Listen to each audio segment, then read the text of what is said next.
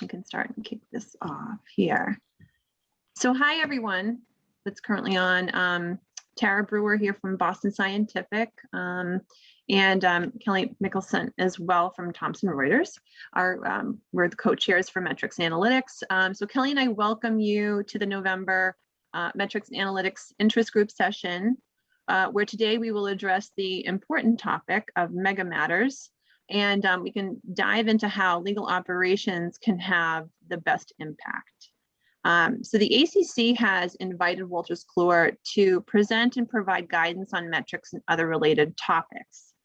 So today we give a very warm welcome to Nathan Semenska as the Director of Legal Operations and Industry Insights at Wolters Kluwer. He works in product management and is responsible for mining insights out of their massive LegalVIEW data warehouse.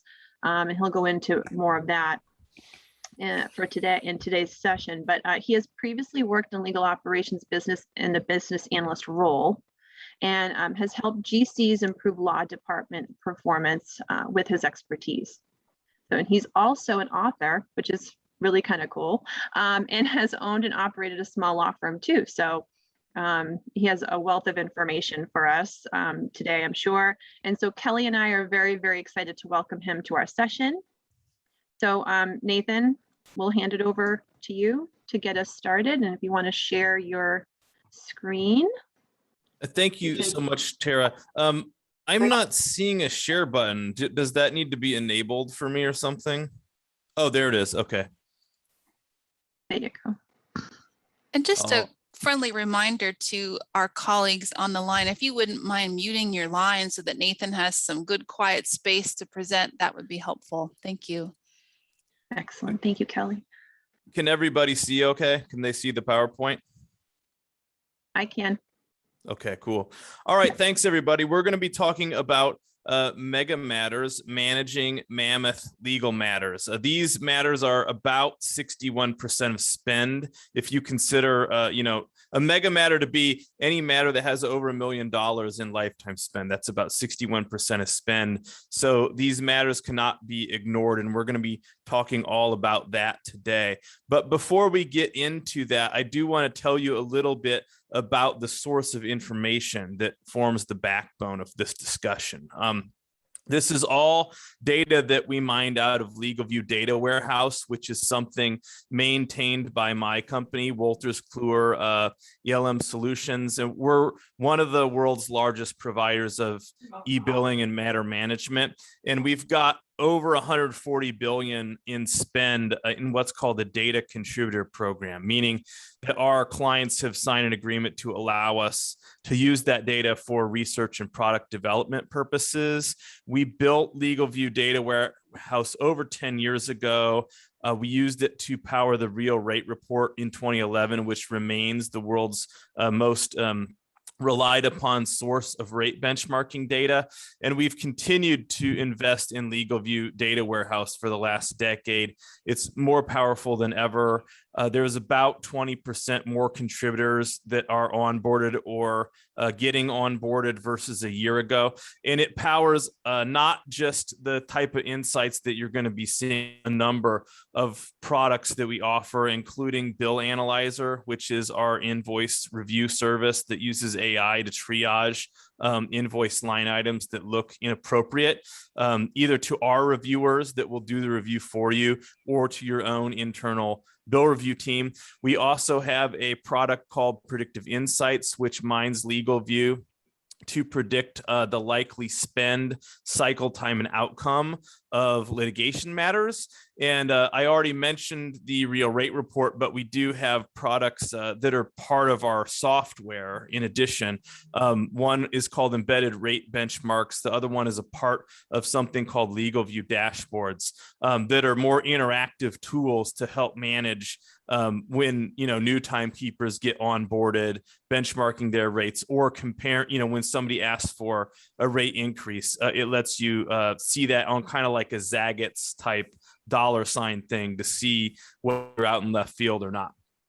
And the new thing this year is LegalView Insights. And what you're about to see is part of LegalView Insights. It's a thought leadership campaign. It's blogs, white papers, quarterly reports, and webinars. We've already released 2 of the quarterly reports this year, LegalView Volume 1 and 2.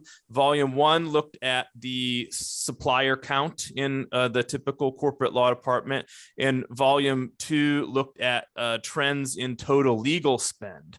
Volume 3 is going to come out immediately after Thanksgiving, and it's going to be about the stuff that I'm giving you a sneak peek at today.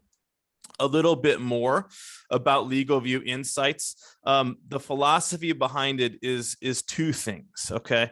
The first thing is to be better than survey data. I rely on survey data all the time. I think it's great. However, the reality is I've seen some stuff in survey data where the numbers change pretty quick year over year. And sometimes I think that that's because of a real change, but other times I think it's because it's hard to keep the sample consistent year over year in a survey, because you really can't, control whether somebody responds or not. And the stuff that we're giving you today is clients that are consistent over the last 6 years. There's no change in who the sample is. It's the exact same people over a 6-year period. The other philosophy behind this is to go where no man or woman has gone before. So there's all sorts of quality thought leadership that's out there. I know you're already looking at it. We're not trying to compete with that. In my opinion, most of it is good enough for what it is. But what about angles that haven't been explored? So we're trying to look at that. And that's what this Mega Matters thing is about, because I've never seen any substantial thought leadership on this before.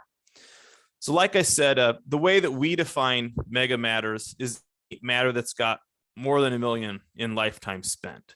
And you can argue with that if you want. You could say it should be 750, maybe it should be 1.2, whatever you think, but you got to draw the line somewhere. So we just chose $1 million. The statistics that we're about to look at would vary if you disagree with that cutoff. But this is going to give you an idea of what the landscape is like. And like I said before, Mega Matters are about 61% of spend in the average corporate law department, and it's probably more in a lot of them. 3 takeaways that we want you to have at the conclusion of this presentation. One is that Mega Matters dictate changes in total legal spend. That's a bit of an exaggeration, frankly, but it's not much of one, and I'll show you why in a minute. The second thing is that Mega Matters are highly volatile. Mega Matters are not like the stock of a blue chip company. Okay. They're like Bitcoin. They go up and down a lot. The spend goes up and down a lot. They start and they stop. They are the volatility that it is the mandate of legal ops to try to get a hold of. And the third thing is best practices for saving money in Mega Matters. Some of these are similar to the best practices that you would presumably be doing anyway, but not all of them, and they need to be deployed in ways that are slightly different than what you would see on a typical garden variety legal matter. I'm not going to tell you about myself. We've already, Tara already introduced me, so let's just get right into the actual presentation. The first point that we wanted to make is that Mega Matters dictate changes in total legal spend. And the reason why I say that is because of this chart. So if your Mega Matters spend goes up or down by $1, there is an 89% chance that your total legal spend is going to go in the same direction.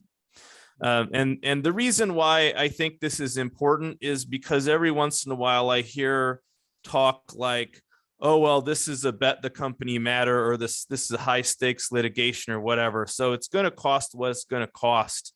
And, we're not going to worry too much about it.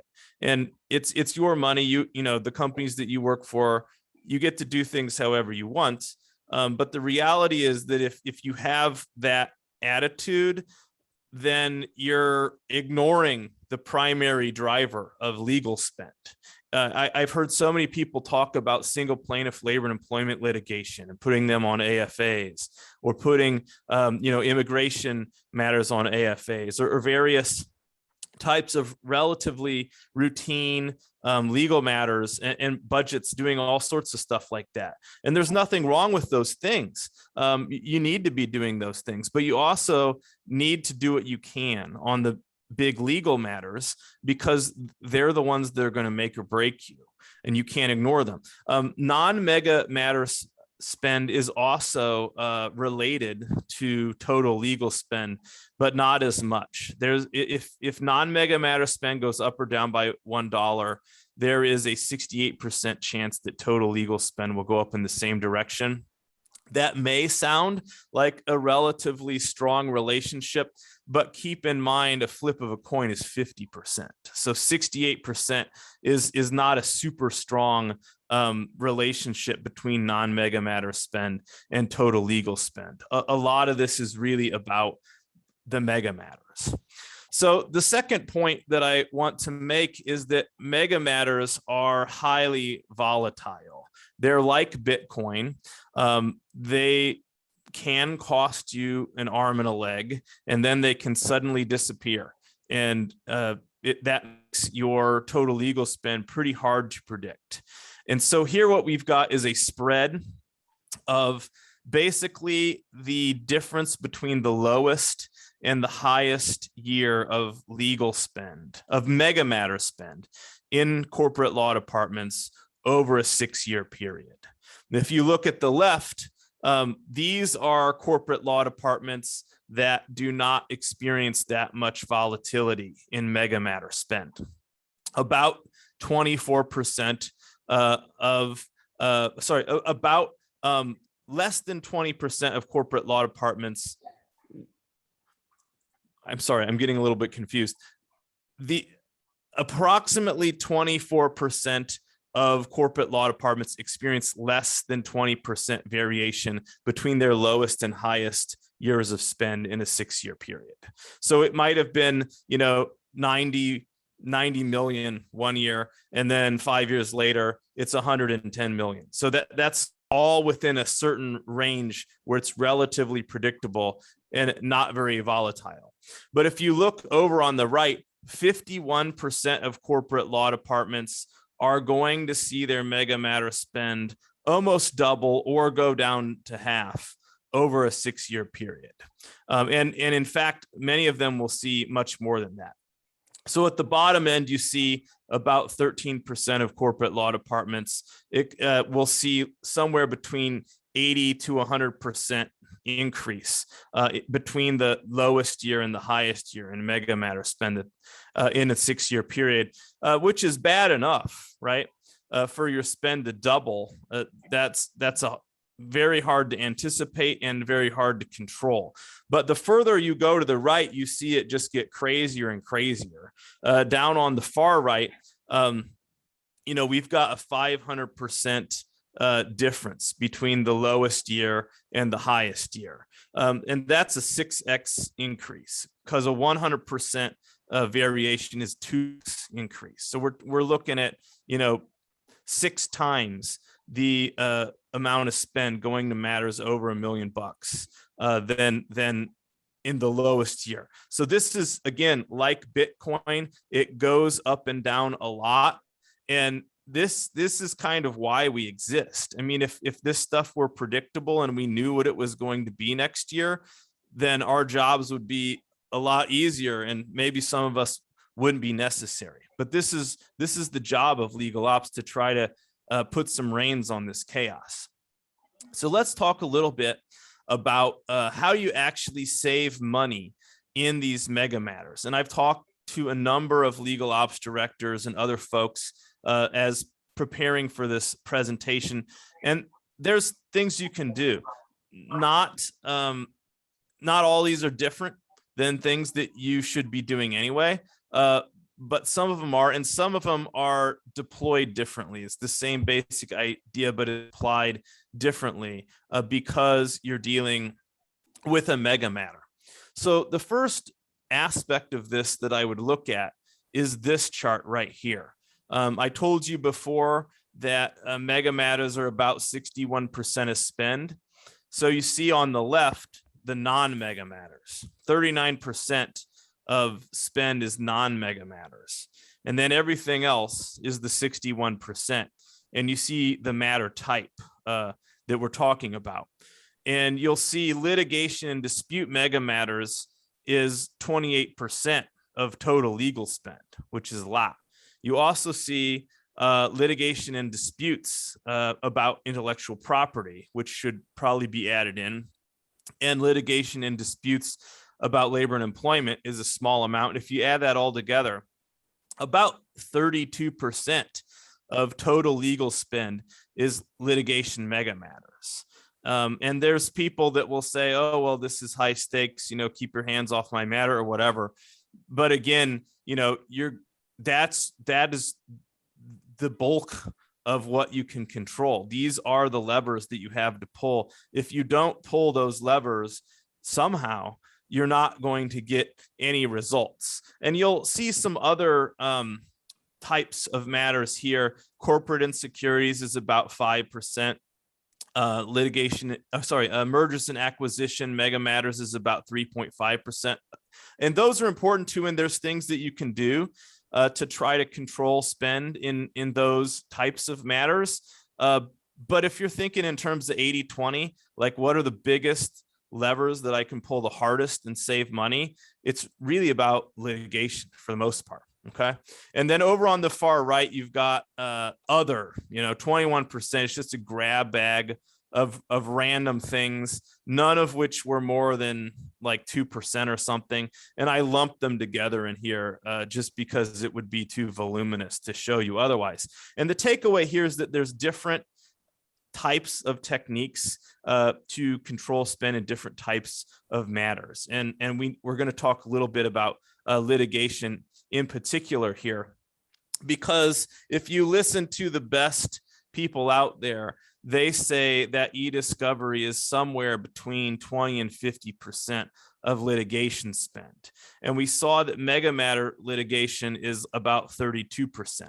So this is a huge bucket of cost, and you've got to do something to try to control those costs. Otherwise, in my opinion, why are you even showing up for work? And we know that ALSPs are a lot cheaper. I've been talking to people, and one good friends is very high up in an ALSP that's very well respected and used by a lot of people. And he tells me that they pretty routinely will go up against firms that are billing $350, $400 an hour. And he's offering $50 an hour, and he'll get beat. So that is a huge opportunity for savings that is not being used in a lot of cases. And you can see here, ALSP utilization. If you look at the Altman-Weil 2019 or 2020 Chief Legal Officer Survey, they say that 5% of spend is going to companies that are not law firms. Some of that's experts, some of that might be hosting, different things, right? We know that law firms are getting 95% of the dollars. And if you break it further to just ALSPs, our data shows that ALSPs are only getting a couple percentage points of the total legal market right now. If you look at mega matters, they're getting about 2.2%. If you look at non-mega matters on the far right, it's about 1.1%. So there is some acknowledgement that, e-discovery providers and ALSPs are better to use, or at least utilization is higher in mega matters. But across the board, utilization is small. In litigation, it's about 2.5%. Corporate insecurities, 2.8%. M&A is very low.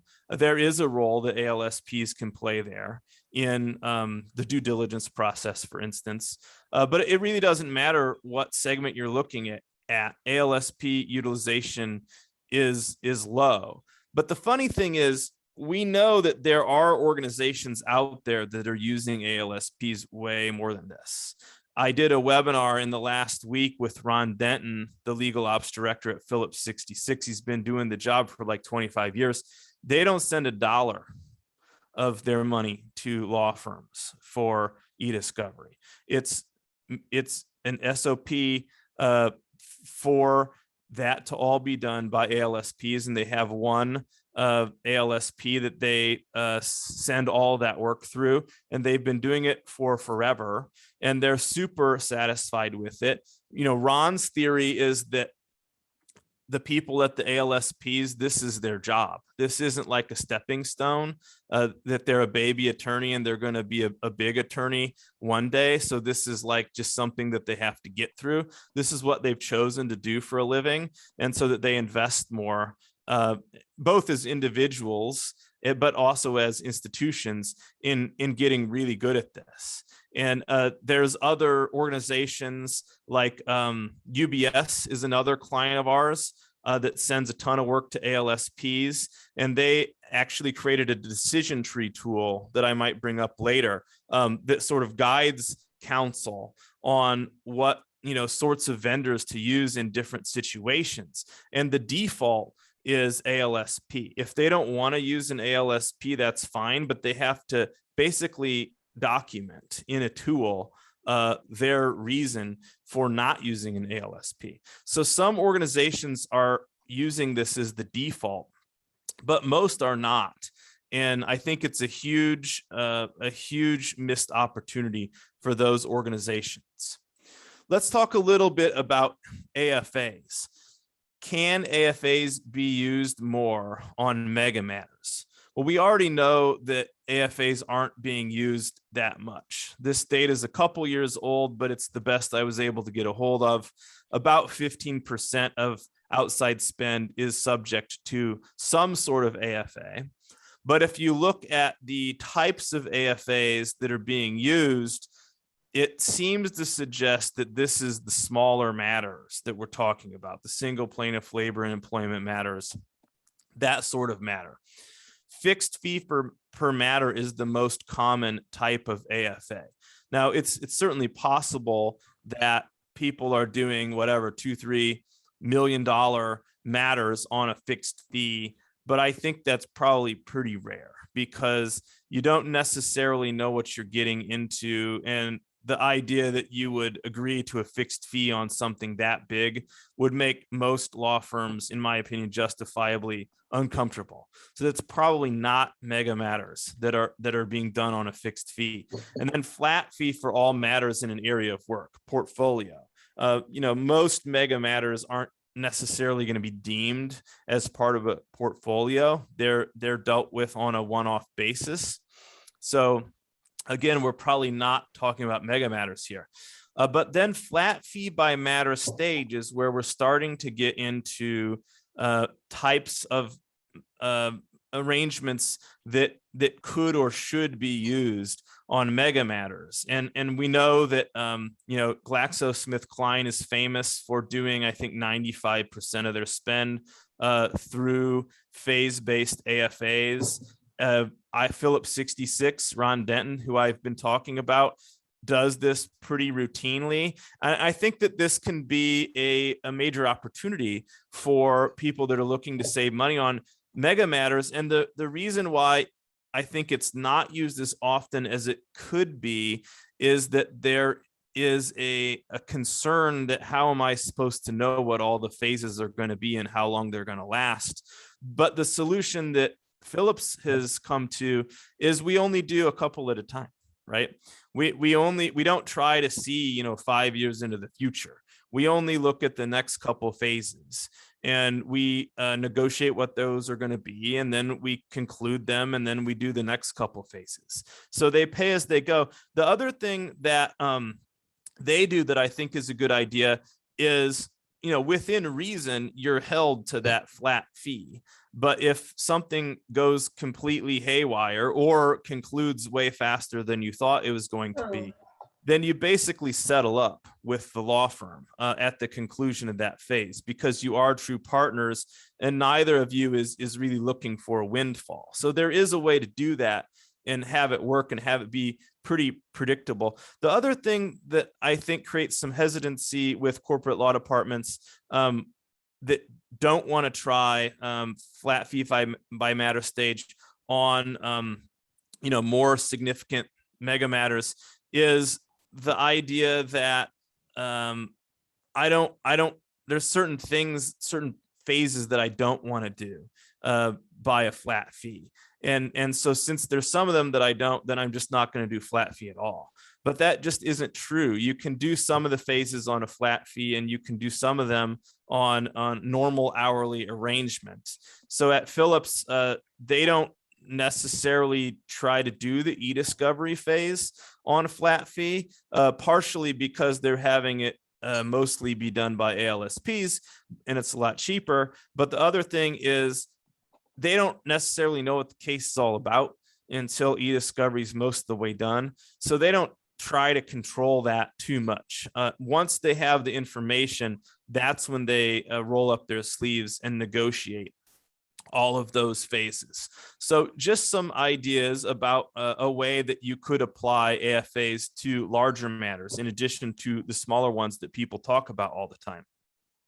But the reality is, I don't think the AFAs are any kind of silver bullet. I think, frankly, they are dangerous if you don't know what you're doing. You could estimate them wrong, and then the law firm gets a windfall. Or you could negotiate them too hard, and then the law firm isn't making any money and deprioritizes you as a client. So it's not as if AFAs are going to solve all your problems. Like any other tactic, it's helpful if used properly. And if you don't put the time and effort and knowledge and skill into it, then it's not going to be that valuable. So what about hourly? Well, I saw an interesting thing in the last couple of days from a new survey that's coming out. It's a major survey that many of you have looked at. I can't say what it is because it's not released yet. But I've seen an early copy of it.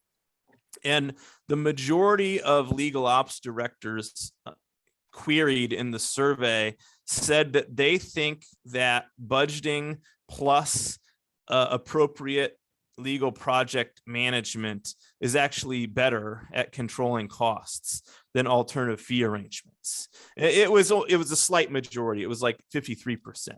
But the point is that, hourly isn't necessarily bad. If it's done properly, it can be okay, at least okay, right? Yet I think a lot of people still aren't really doing it properly.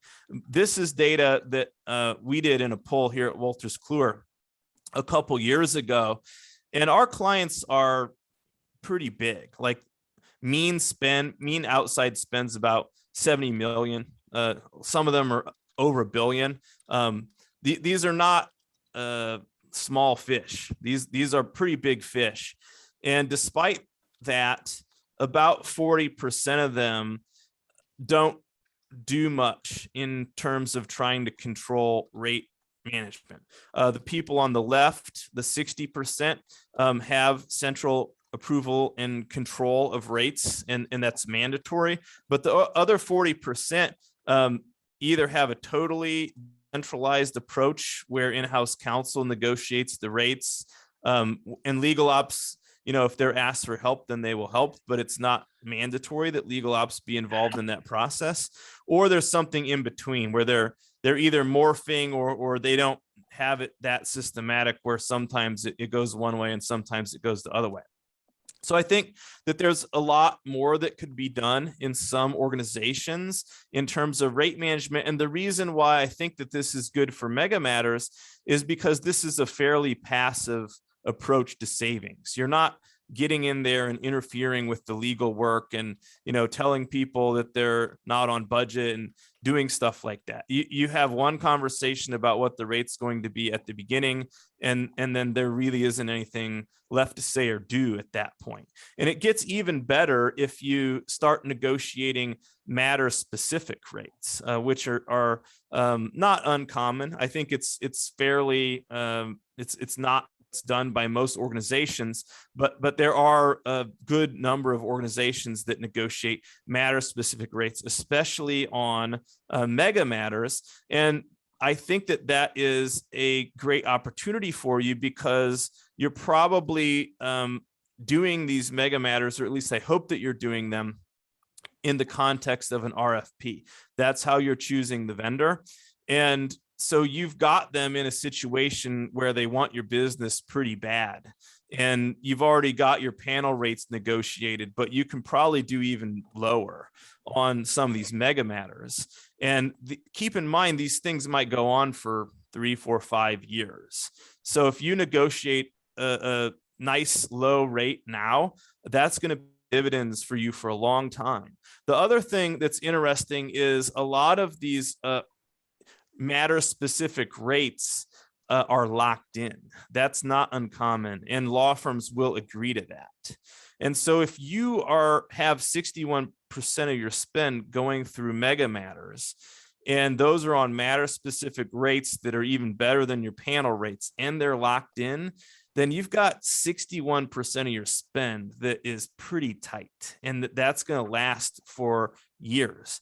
Now, right now might not be the best time to be super aggressive on your rate negotiations. It doesn't sound, based on the reports that I'm hearing, that your bargaining power is very good right now. Law firms have got more work than they know what to do with, and if somebody doesn't want to pay them what they think they're worth, they'll just walk away, is what I'm hearing.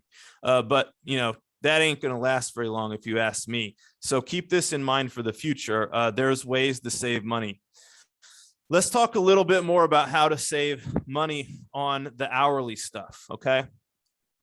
Budget enforcement. This is from Altman Weil Chief Legal Officer survey a couple years ago.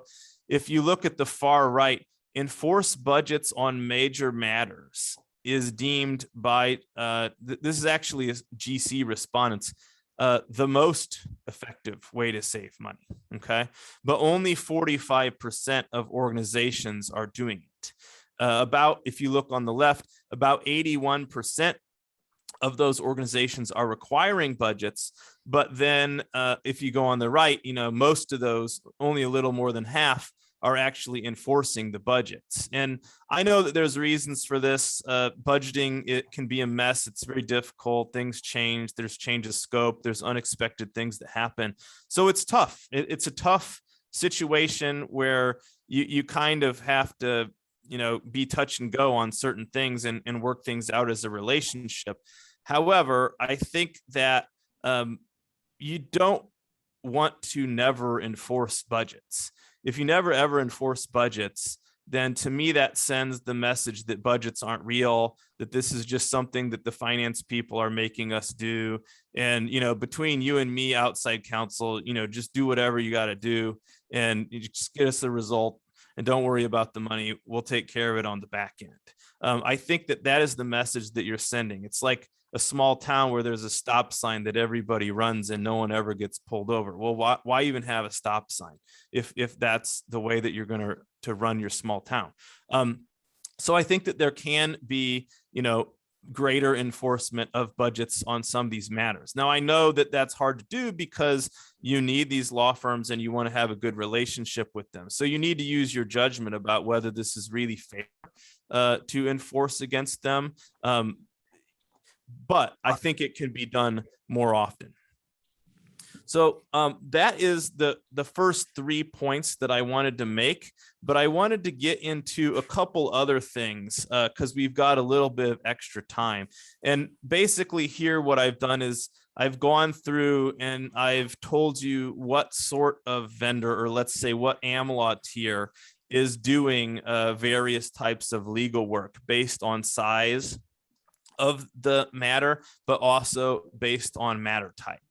So there's always the question, and I've never heard a satisfactory answer: are the biggest firms overutilized, underutilized, or utilized just right?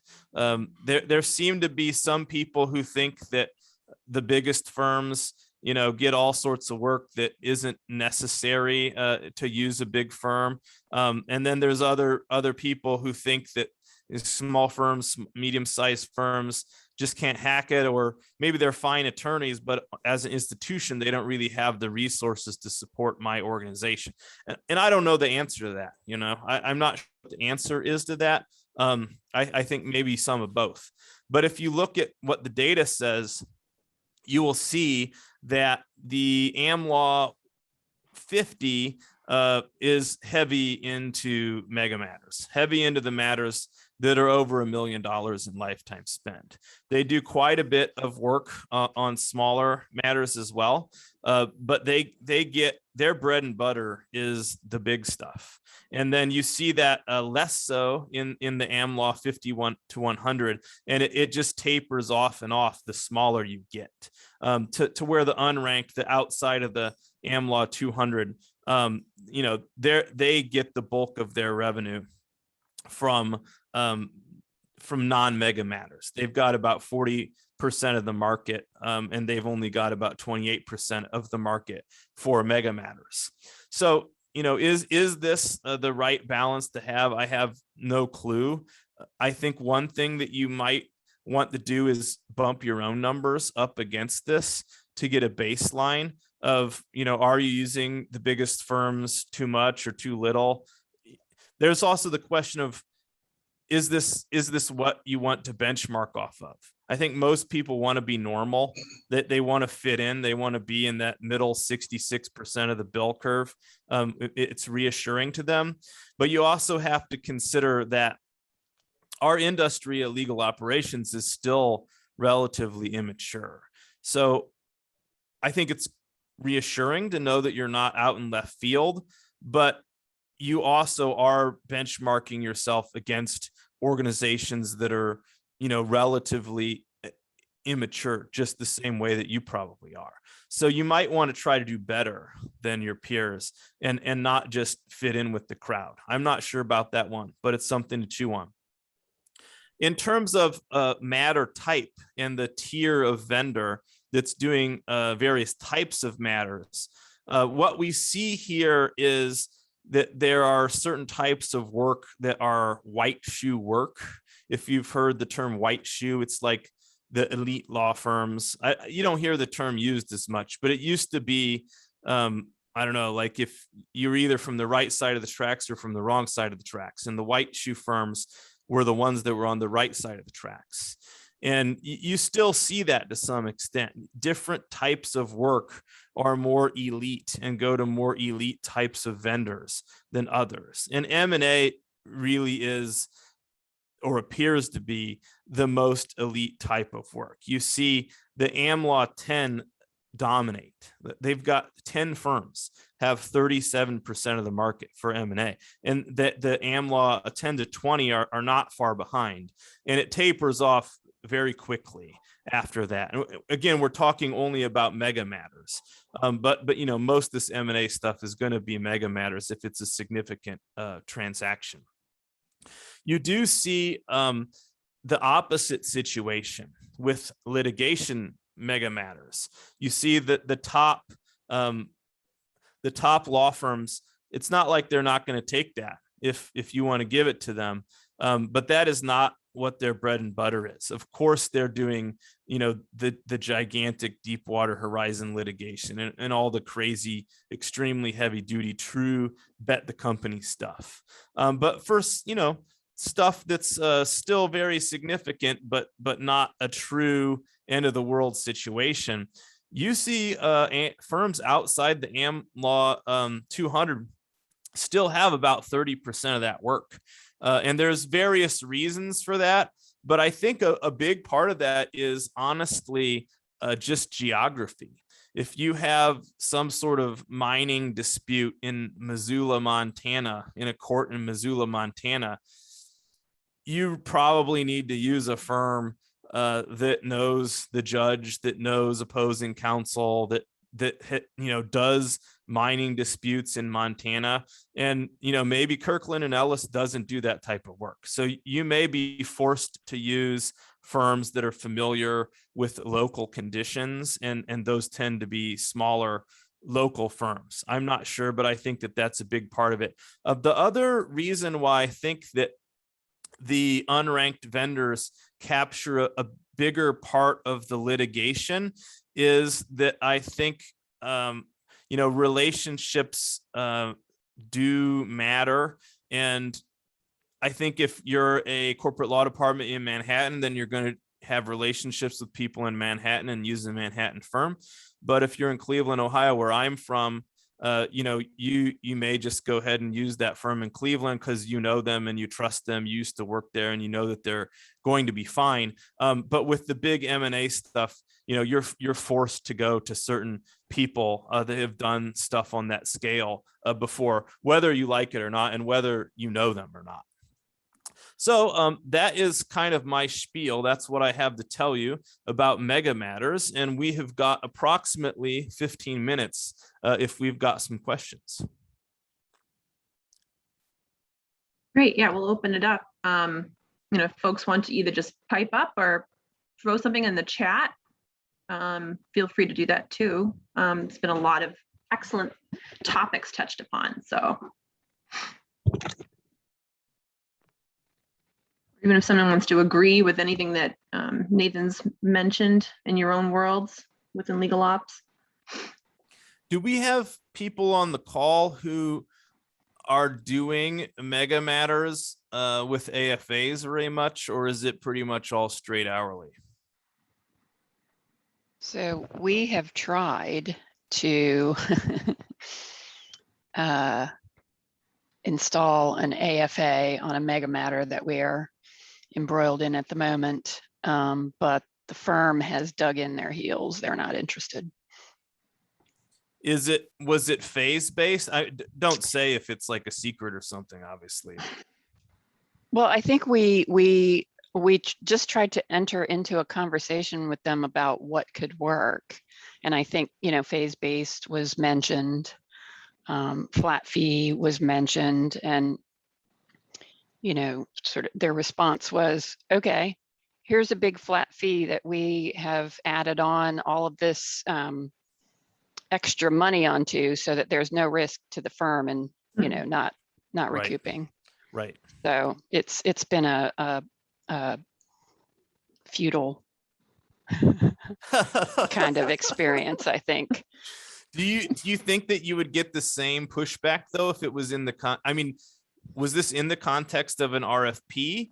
Because if there was this other, is we are right in the midst of the matter, and we're trying to figure out how to contain the expense that's just exploding. Have it charged to another department. Yeah. The law department did not get us into this. We're trying to get us out. Yeah. But anyway, it's a huge frustration trying to figure out how to just bring the expense down. One of the things I shouldn't keep bringing up this report because it's not out yet. And if you ever get a hold of it, you're going to have to pay quite a bit of money. But one other thing that I noticed when I was reviewing it, this is the one that's not from our company, but I'm helping out on something on it. The majority of, a lot of corporate law departments don't have an e-discovery director, but if they do, the e-discovery director tends to report to the head of litigation and not to legal ops. And I was kind of wondering if, maybe that partially explains the low utilization of ALSPs, and if that might be different if the e-discovery director was working with a boss who had a more legal ops type mentality.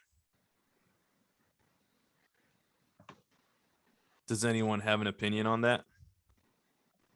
I think it's a compelling hypothesis. I have no basis upon which to agree because we don't have a head of e-discovery or a director of e-discovery, but I'm buying into what your hypothesis is. And we've done that too. Yeah, so our e-discovery manager was reporting to our VP of litigation, and now it's moved into legal operations as of just recently. And so we do have some in-house e-discovery work. They brought stuff in-house. We still use an ALSP, for certain things, but we've moved in like a majority low-hanging fruit, those kinds of things for data collections, legal hold, preservations, all that is in-house, just to save, like to your point, to help save money. You know, the other thing about that I have heard is it's not just about money, actually, right? Mhm. Because if you've got 200 different firms doing all your e-discovery, and you yourself are not participating in the parts that are easiest and quickest for you to do, then you can have kind of a messy, just too many cats to herd and too many different environments where data is. There's actually a cybersecurity risk too. But I have heard from talking to people that you will get fewer challenges about defensibility of whatever it is that came out or didn't come out in e-discovery if you take control of that process. But if you do it the old way, then that can get you into defensibility issues, and that can actually, it's not the e-discovery portion that's going to be expensive. It's going to be the mess that's created once you have to get into a defensibility conversation with the court. Precisely. What about the budgeting thing? You know, I think that it's a tricky situation, right? Because the reality is neither you nor they know how much this thing is going to cost, right? but I mean, then they don't like it when you try to enforce the budget on them. But I mean, the whole thing is like, I'm trying to externalize some of the risk onto you. And that's why we are doing this way. And you're complaining that now you were fine with this originally, you know, when you didn't think it was going to go over or whatever, right? But now that it has gone over, and the whole point was, if it goes over, that's not my problem, that's your problem, right? But now that it's actually happened, it's like, oh, woe is me, you know. Yeah. Poor law firm, I only $600 million a year in revenue. You're going to make me eat this? Yeah, Yeah. I like your stop sign analogy. Yeah, Nate, I mean, I think just the process of budgeting sometimes is a good exercise, right? You talk about your expectations for the matter, right? And everybody at least starts out on the same page. Now to your point, in the real world, like, things go a little bit sideways a lot of times, and then you've got to adjust. But I think it, at least to your point, gives you a little bit of leverage when you have to have that conversation, and it at least aligns expectations at the start, which isn't always the case. No, Right, it's like and it's you- like the halo effect, right? Like, just the fact that there's somebody watching changes people's behavior. Sorry, Kim, go ahead. Oh, no, I was just going to say, you would expect, or you would hope to get the experiential benefit, you know, from these firms doing these kinds of things before, hopefully maybe multiple times. Yeah. So they have a general idea of where, you know, it's going to go. Obviously, we know they can't predict it 100%, but you should get that the benefit of their experience. Do you, Kim, do you think that they have a better idea of how much things should cost, or that you do? I think maybe it depends on the type of matter. Yeah, I think it depends, and it could be a little bit of both. But if they have a better idea, I mean, it's almost like you can't win, right? Right. If they have a better idea, then there's an information asymmetry there, right? Yes. Yeah. And for if sure. you have a better idea, you know, they might not like what your idea of how much it should cost is. Oh, I think that's 100% true.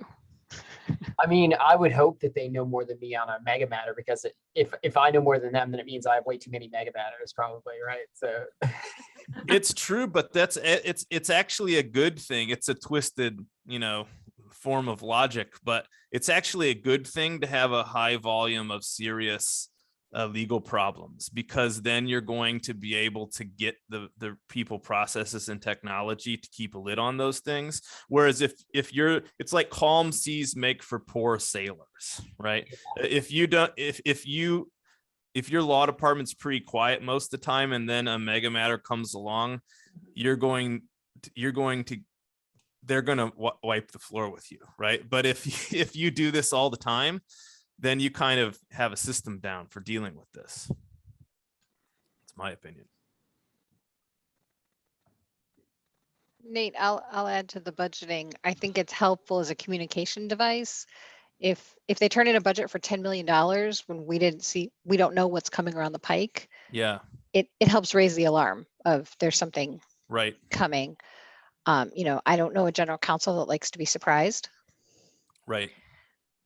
So Yeah, Yeah, and you're I'll right. add, that's why the flat fixed fee or the phase-based is such a useful thing. I think that's the argument that we use to. It's the predictability Predictability, it- right? when it Yeah. comes to accruing, because, whether or not, if maybe, even if we're paying maybe like 10 grand more for this phase or what, but the fact that we can say, okay, it's 25 grand in Q2 and 50 grand in Q3, and this is what we have, and we can tell corporate finance, this is what it is.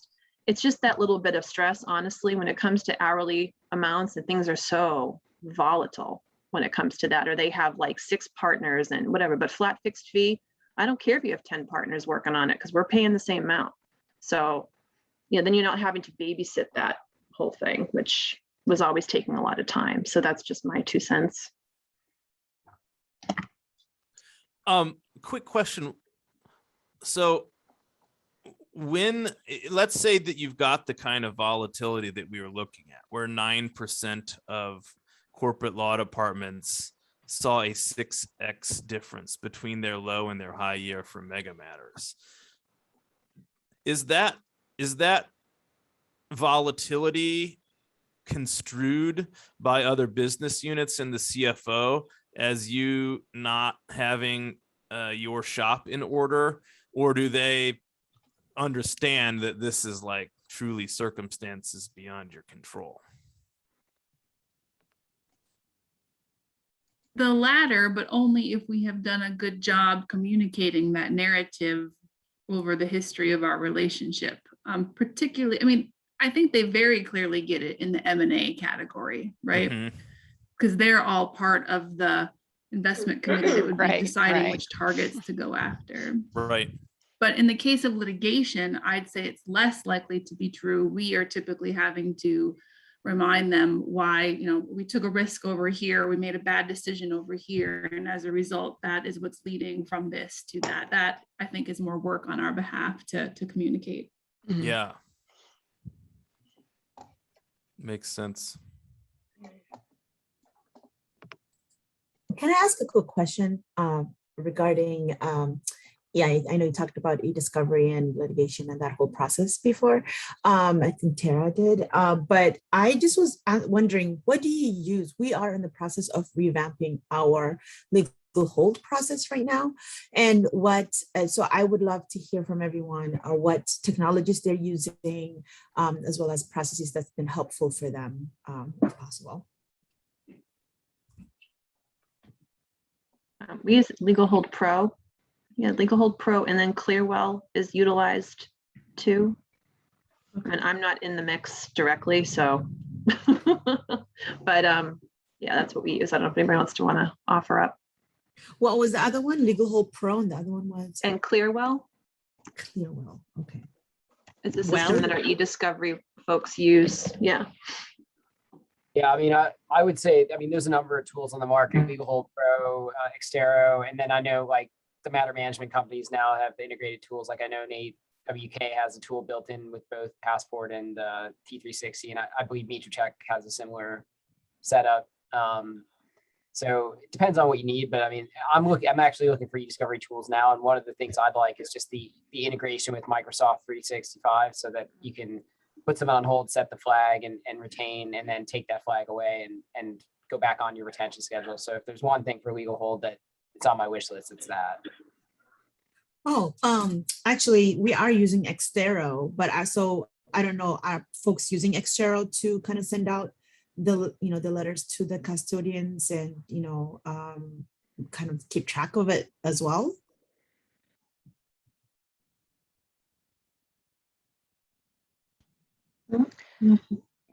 we might have used Extero somewhere along the way. At the moment, legal holds are on Relativity is the tool we're using, but Extero rings a bell.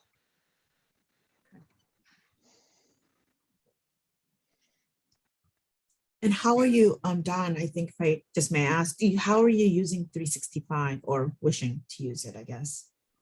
Well, that's just our platform for sort of email and SharePoint and OneDrive and all the different, most of the different places that people would be storing information. So the idea would be that that's in the cloud and that we get a tool that would also integrate with that so that you can, when you put someone on legal hold, it goes into their user account and then sets a flag that tells it override whatever retention period you normally have and hold those emails or documents because of the legal matter that's ongoing. So a lot of the tools these days can do that. So I think that might be something you want to look at if that's what, if you're using Microsoft for your email and your storage. Yep, we are. That's perfect. Thank you. That was helpful. So I'll just say one quick thing about legal hold. I think it's still only about a third of organizations that have any kind of legal hold tool. It's also rated as one of the most helpful types of tool category. I'm not talking about any particular tool. I'm just saying in general, legal hold tools are deemed to be, have one of the highest satisfaction of any sort of tool out there. So, and they're also, I don't think they're particularly expensive, frankly, right? So it's almost like a no-brainer in my opinion. Yeah, and I have no idea what we use. It comes out from our IT department as far as I know. I don't know. Deborah, it's a perfect, just quick segue before we close today to invite you to bring that type of question and topic to the ACC Tools and Technologies interest group. I'm not sure if you're aware of all the different parties like ours that are going on with different topics, but you can certainly bring that over to that group if you haven't already and learn more and have them learn from you too in that interest group. Yeah, absolutely. I will definitely check that out and we can come and get everyone's input as well. So we can all learn from each other. Yeah, I think the ACC has a site on their site. They have a survey too that they throw out of like the top tools that everybody's using. Mhm. So I think they'd be able to share that too. Great, thank you. Will we get access to the deck that was used in this? It's I a can recorded send it- session. Oh, Yeah, awesome. so it's a, Okay. yeah, so I think KJ, nice segue to the ACC Legal Ops. KJ, I don't know if you have anything to add or as we wrap up our session. I was just putting my email in the chat. I was going to say, if you want access to more information about legal ops, additional interest groups that are out there, or the resources that were mentioned on the call today, and the slide deck, you can reach out to me. I'll be sending the slide deck proactively to everyone on the call, but if you're interested in those other things, you can email me at the email that's going to show up in the chat in a second. Great, thank you so much, KJ. Great. And thanks to you guys for putting this on. It was really, Well, it was all helpful. Nathan. Thank you so much. Thank you so much for letting us present. So yeah, so this report will be out right after Thanksgiving. You'll see stuff on LinkedIn and press release or whatever. And then there'll be another one. It probably won't get done by the end of the year, but the last one's going to be about staffing ratios. So I don't know what it's going to say yet, but it may be something interesting. And I will tell you, I followed Nathan on LinkedIn after becoming acquainted with him in our interest group here, and weekly learn something from you, Nathan, in terms of either the data that or the studies you're participating in or that you're mining from your wonderful database. So just a not so shameless plug for more followers for you, because I truly have learned a lot from you. So thank you. Thank you so much. Yeah, I'm always, I mean, I guess I literally don't have anything better to do than to try to say something that no one else has said before. So that's where my attention goes. Well, thank you. Great. Well, thank you all for attending, and we'll be back in touch with the next session. Thank you. Have a great day. Have a good one. Thank you. Have a Bye-bye. great day, guys. Bye. Bye-bye.